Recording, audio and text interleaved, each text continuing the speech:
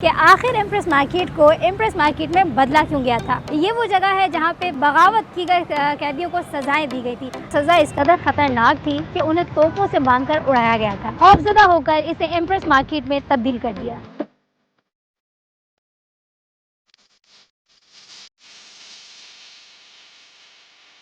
मैं हूँ कोमल और घूमते घुमाते मैं लेकर आई हूँ आपको एम्प्रेस मार्केट सदर। आज आपको बताऊंगी एम्प्रेस मार्केट की कुछ तारीखी हकीकत कि आखिर एम्प्रेस मार्केट को एम्प्रेस मार्केट में बदला क्यों गया था।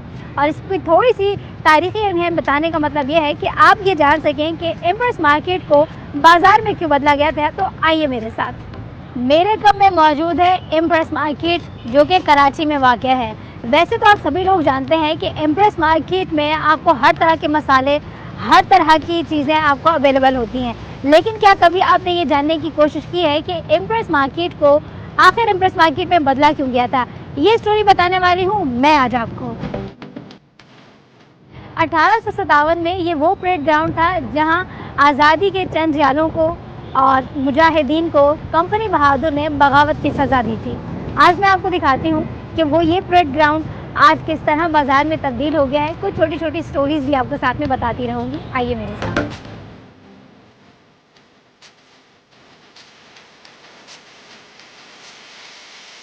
इस परेड ग्राउंड में जिन बागियों को सज़ा दी गई थी वो सज़ा इस कदर ख़तरनाक थी कि उन्हें तोपों से बांधकर उड़ाया गया था।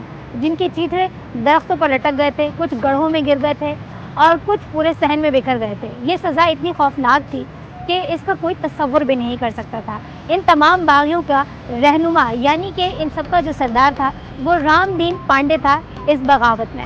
इस तरह 1857 में ये तमाम जदोजहद आज़ादी के बागी गंजे शोहदा ठहरे। 1857 में बागियों को दी गई सज़ा से कंपनी बहादुर इस कदर खौफजदा हुई कि उसने इस परेड ग्राउंड को एम्प्रेस मार्केट में तब्दील कर दिया। लेकिन कुछ की राय ये थी कि इसे फूड स्ट्रीट में भी तब्दील किया जाए।